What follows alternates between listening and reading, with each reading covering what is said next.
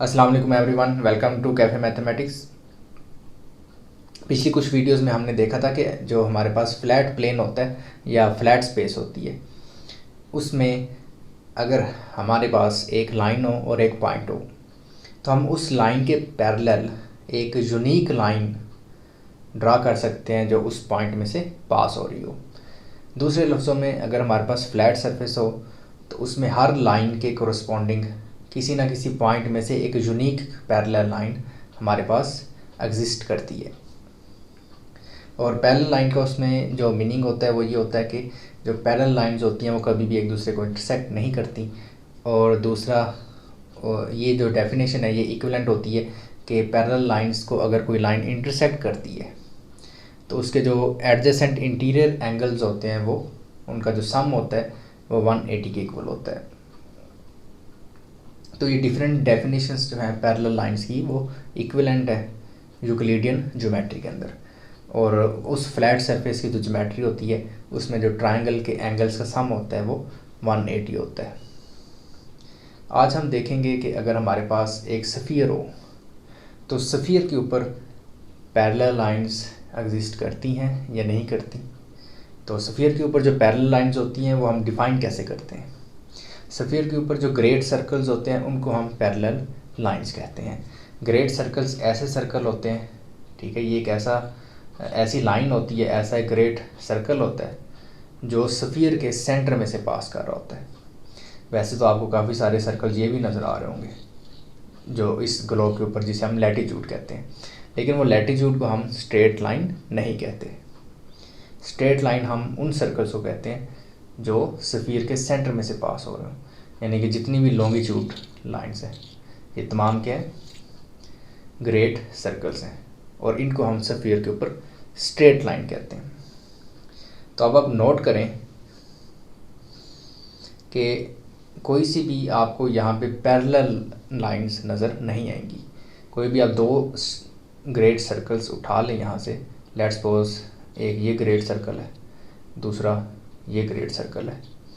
अगर आप इन दोनों को एक्सटेंड करें तो ये इस पोल के ऊपर आके दोनों मीट कर रहे होते हैं। इसी तरह से अगर आप इनको नीचे की तरफ एक्सटेंड करें तो ये साउथ पोल की तरफ जाके एक दूसरे को मीट कर रहे होंगे। अब आप ये नोट करें कि ये दोनों जो ग्रेट सर्कल्स हैं और जो तीसरा ग्रेट सर्कल है वो मैंने यहाँ पे इक्वेटर को लिया है। ये जो इक्वेटर है, सेंटर लाइन, ये भी स्फीयर के सेंटर में से पास कर रही होती है, तो ये भी एक ग्रेट सर्कल है। तो हमारे पास ये तीन स्ट्रेट लाइंस होगी, एक ये लाइन, एक ये लाइन और तीसरी ये वाली लाइन। अब आप यहाँ पे ये चीज़ नोट करें कि ये दोनों जो स्ट्रेट लाइंस हैं ये इस इक्वेटर के ऊपर एंगल क्या बना रही हैं, 90, और ये भी क्या बना रही है, 90 डिग्री। ये एक फैक्ट है कि जो ग्रेट सर्कल्स होते हैं वो इक्वेटर के ऊपर, हर ग्रेट सर्कल नहीं लेकिन जो ये लॉन्गिट्यूड वाले ग्रेट सर्कल होते हैं ये इक्वेटर के ऊपर 90 का एंगल बनाते हैं। अब इंटीरियर एंगल, इसको हम क्या कहेंगे कि ये इंटीरियर एंगल्स है। इंटीरियर एंगल का जो सम है ये भी 90, ये भी 90, इनका जो सम है ये तो 180 बन रहा है। तो अगर हमारे पास फ्लैट सरफेस होती तो इसका मतलब क्या होता, अगर हमारे पास फ्लैट सरफेस होती तो ये दोनों लाइंस थी ये हमेशा पैरेलल रहती। लेकिन, और यहीं से आगाज़ होता है नॉन यूक्लिडियन ज्योमेट्रीज़ का, और हम देखेंगे कि जो ऐसी ज्योमेट्री होती है इसमें जो ट्रायंगल के एंगल्स का सम होता है वो 180 से ज़्यादा हो जाता है।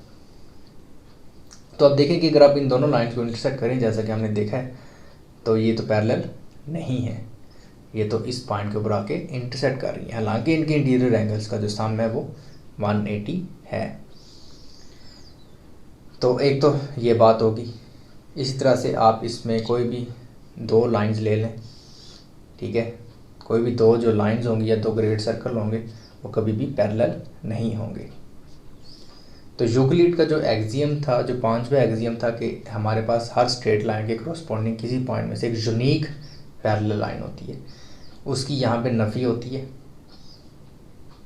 उसकी नेगेशन होती है। किस तरह से नेगेशन होती है कि हमारे पास एक अगर गिवन कोई स्ट्रेट लाइन है, ठीक है, और कोई हमारे पास गिवन पॉइंट है, तो इस स्ट्रेट लाइन के करस्पॉन्डिंग इस पॉइंट में से कोई भी पैरेलल लाइन एग्जिस्ट नहीं करेगी।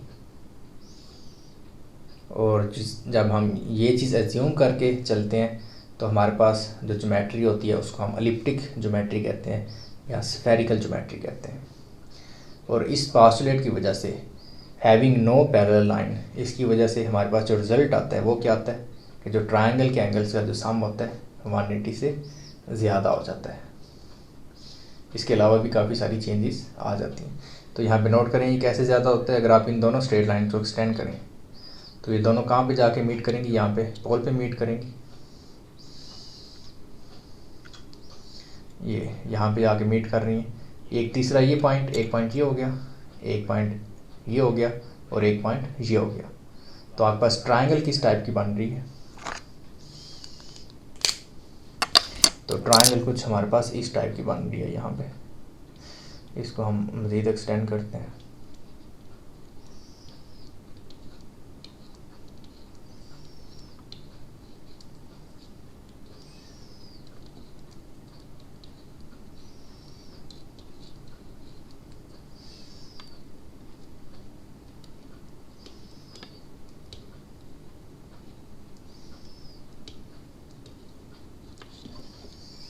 इसे लिखा नहीं जा रहा, मार्कर को यूज़ कर लेते हैं।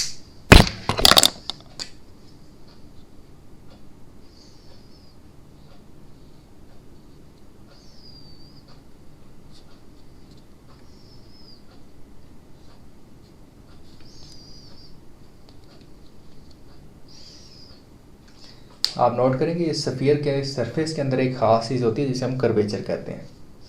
एक टर्न है इसके अंदर, उस कर्वेचर की वजह से ये जो लाइंस हैं ये बेंड होके एक दूसरे के करीब आती जाती हैं। इसको हम पॉजिटिव कर्वेचर कहते हैं। तो हाँ जी, एक हमारे पास ये वर्टेक्स हो गया, एक ये हो गया और तीसरा ये ऊपर हो गया। अब आप ये नोट करें कि ये इसकी तीन साइड्स कौन सी हैं, एक ये साइड है, एक ये साइड है और तीसरी ये साइड है। तो हमारे पास ये क्या बन गई, एक ट्रायंगल बन गई। ये ट्रायंगल किसके ऊपर है, ये एक स्फीयर के ऊपर है। ये एक ऐसी सरफेस है जो स्फेरिकल है, जो कर्व्ड सरफेस है। कर्व्ड सरफेसिस की जो ज्योमेट्री होती है वो बिल्कुल चेंज हो जाती है। तो और वो हमें नज़र आ रहा है, ज़ाहिर है कि इंटीरियर एंगल्स का सम 180 है, लेकिन वो फिर भी लाइन से आके मीट कर रही हैं। तो ज़ाहिर है इसकी वजह से बाकी की सारी ज्योमेट्री जो प्रॉपर्टीज़ हैं, जो थ्योरम्स हैं, वो भी चेंज हो जाएंगे। हाँ जी, तो अब इनके एंगल्स का सम करते हैं। तो लेट्स सपोज ये एंगल 90 था, ये 90 था, तो 180 तो यहीं पे पूरा हो गया। अब यहाँ भी जो तीसरा एंगल बन रहा है, ज़ाहिर है उसकी भी कोई ना कोई मेजरमेंट होगी। ठीक है, तो लेट्स सपोज जो तीसरा एंगल है वो अगर 20 डिग्री बन रहा है, 30 डिग्री बन रहा है, तो ये 180 और प्लस 30 टोटल एंगल जो तीनों एंगल्स का सम है वो 180 से ज़्यादा हो गया। तो ये एक एग्जांपल थी नॉन यूक्लिडियन ज्योमेट्री की। अब ये जो सरफेस है, ठीक है, ये सरफेस जिसके ऊपर इस टाइप की ज्योमेट्री मौजूद है, इस सरफेस को आप कभी भी एक प्लेन सरफेस या फ्लैट सरफेस के ऊपर आप इस सरफेस को नहीं बिछा सकते। एक्यूरेटली आप इसको एक फ्लैट सरफेस के ऊपर नहीं मैप किया जा सकता।